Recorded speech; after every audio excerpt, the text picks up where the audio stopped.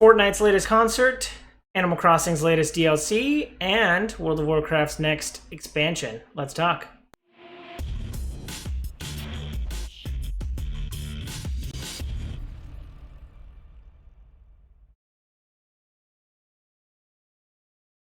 What up, viewers? What up? What up? Today is Friday, April 24th, and that means it's time for a quick recap of the week in video game news. Like I said, Fortnite had its latest concert this week, and this one featuring Travis Scott. So previously in the past, that was super redundant. Anyway, in the past, Fortnite has done big, end of the world kind of events. They've done concerts like the one they did for Marshmello. And now Travis Scott was the latest person to put on a concert inside of Fortnite, which is always a little bit interesting to me. Like, Fortnite is both a video game as well as like a platform to make people aware of things. Think of like the Thanos partnership. I'm thinking of the Borderlands or the Batman partnership.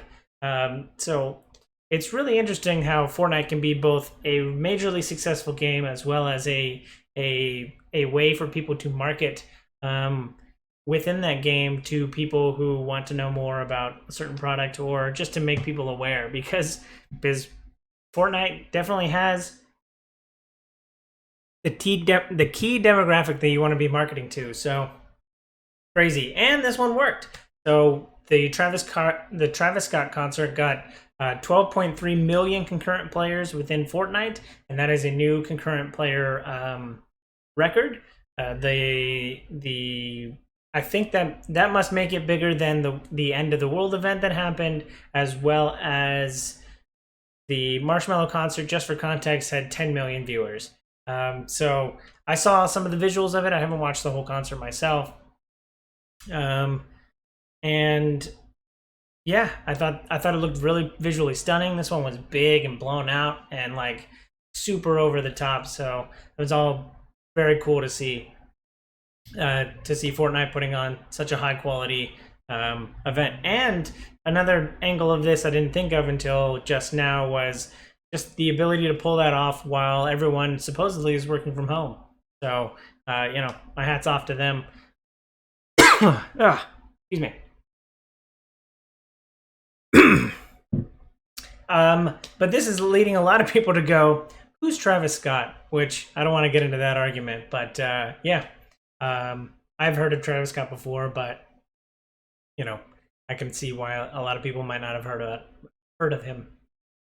Moving right along, Animal Crossing's next DLC or free update was all about Nature Day, and so they've got like another 2-week program, kind of like Bunny Day was, where there's new NPCs that'll be in the game. There's new DIYs for you to find, new things for you to build and put around your island.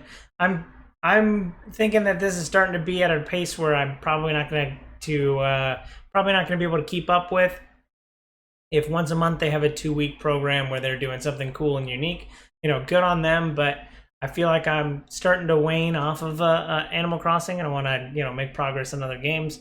But it is a good daily habit kind of game to get you kind of to relax. So if you're really excited about Nature Day, tell me if you're excited about it. Tell me what you're excited about it. I don't have, again, this is my first Animal Crossing game. So Leaf and Red, the paint seller, I don't have any affiliation with them. So let me know if you're excited about them, so that maybe that will, I can get some contact hype.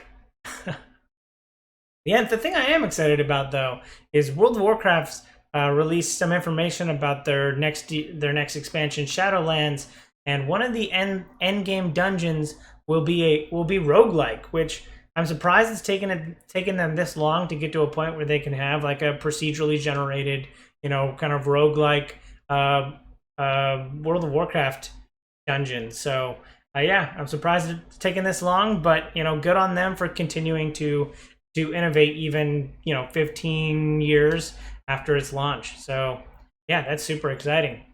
I'm not sure if that'll get me to play it, because it's going to be a big fall season, but who knows. Cyberpunk and Xbox have teamed up for the final Xbox limited edition bundle of this generation.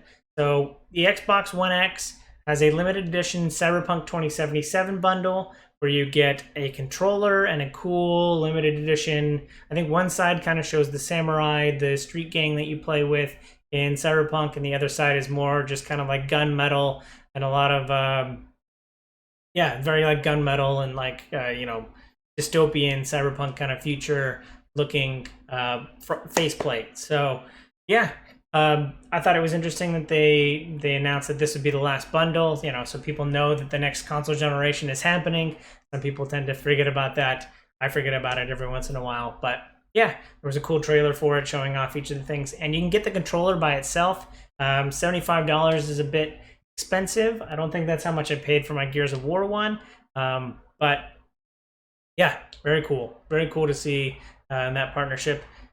I do think it's interesting because I feel like Cyberpunk's coming out right on the bleeding edge of, old gen, new gen. So, buying a previous generation console before the game comes to new gen, kind of interesting to me. But hey, if you're excited about Cyberpunk and you don't currently own an Xbox One X, then you can pick up this bundle. I always think these kinds of stories are interesting as well. Epic finally has put Google Play on, or no, sorry. Epic has put Fortnite on Google Play, so you can now play Fortnite mobile on your Android phones, and that is pretty interesting. They did this, Epic did this begrudgingly because they didn't want to have to pay the full 30% for the platform fee.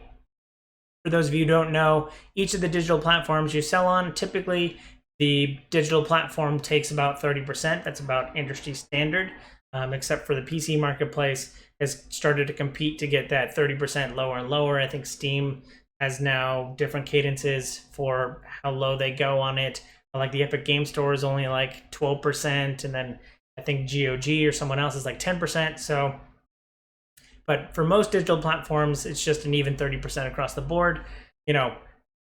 I think developers should get more money than they do. I don't know that just selling on your platform is worth 30%. But I'm also don't think that Epic should get just because they have probably arguably the largest game on the planet. Just because they have that doesn't mean that they shouldn't have to pay the same 30% that other developers have to. So, kind of two sides to the story. I don't know which side I would lean on more. But if you are an Android user and wish to play Fortnite, you can now do so on your mobile phone. Speaking of apps, Facebook Gaming, used to be exclusively on the website. If you watch streamers on Facebook, the only way you'd be able to access that previously was via the website of Facebook. Now there's an app for it exclusively just for the Facebook Gaming if you want to watch streamers that way. The idea was that it was going to be launched in the second half of the year, and they've now brought it forward, probably to get all the people who are working from home and watching streams to watch Facebook.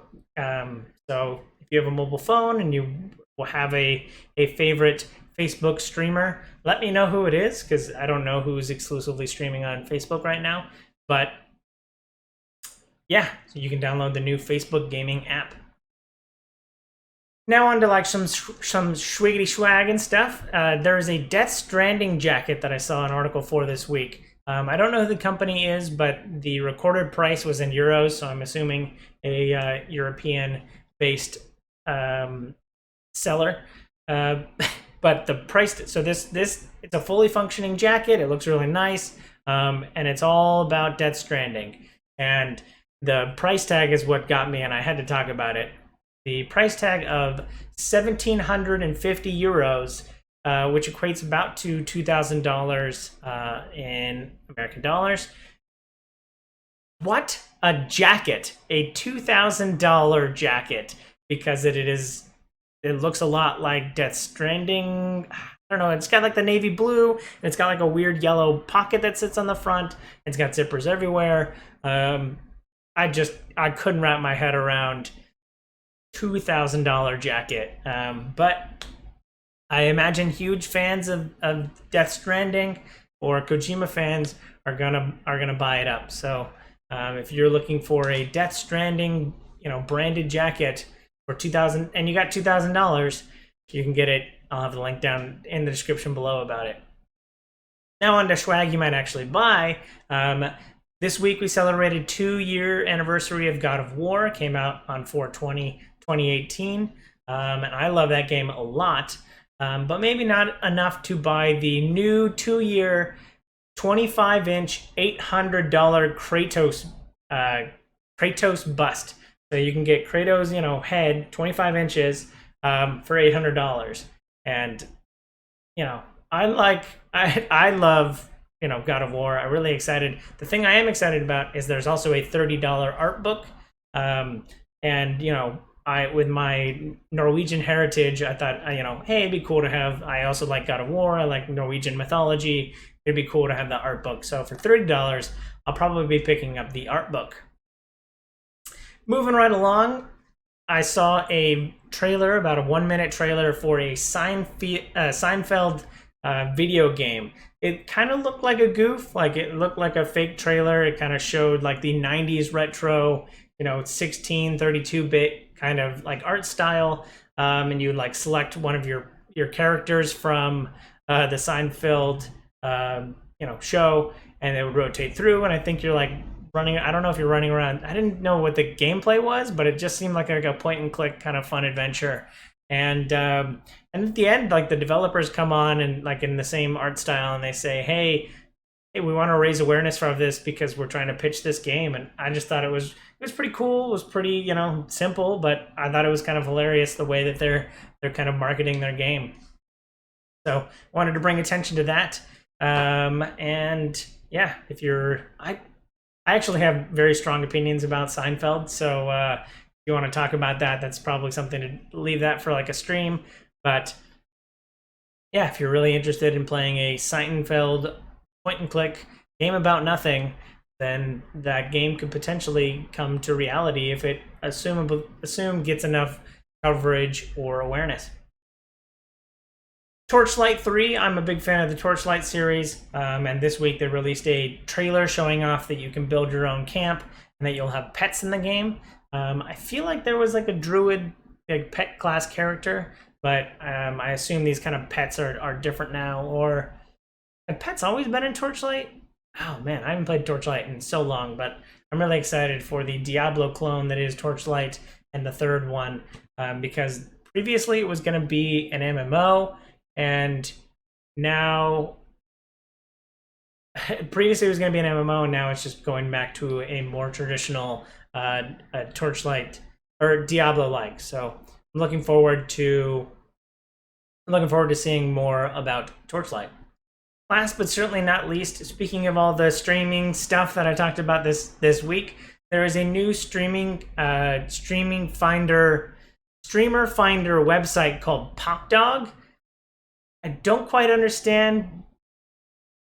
I don't quite understand the use case behind it. But if you like a streamer enough, but you don't know which platform they're on, or if you just want a fully curated list of streamers by game or platform, you have this new website called PopDog.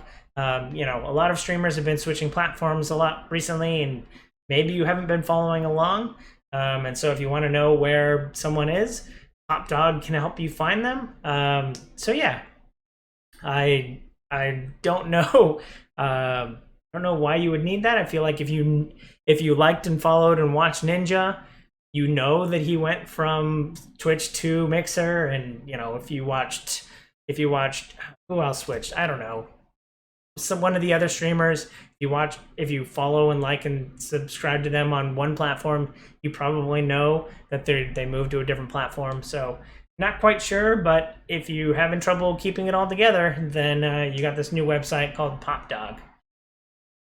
And that's it for the week. Thanks for watching. I hope you enjoy this content. If you do, follow, like, and subscribe to me on YouTube and Twitch. Links down below in the description so you can see more great content like this. Thanks again. I hope you have a super day. I hope you have a super weekend. And I hope you have a super day. Bye!